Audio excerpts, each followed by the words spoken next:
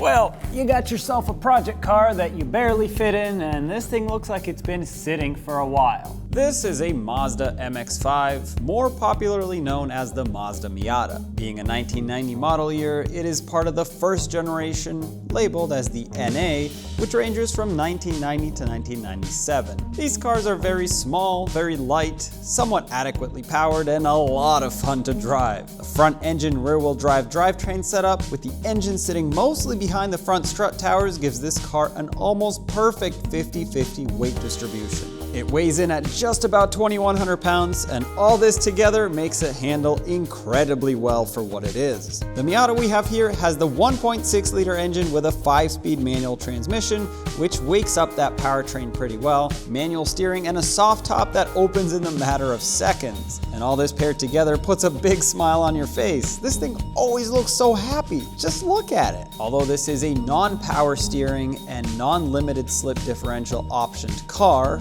yes, those were options, it does have power brakes, AC, and even a radio, which, believe it or not, were also options back then. Unfortunately, being 30 years old, it also has some issues, but that's to be expected.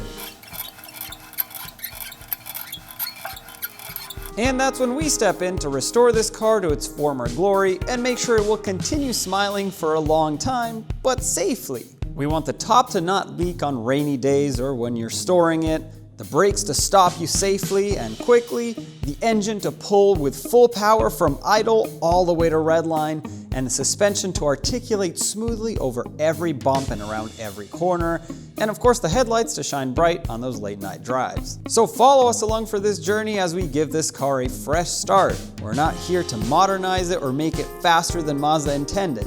The goal is to bring it back to exactly how it left the factory in 1990. Or 1989, whenever this particular one is produced. You know what I'm saying.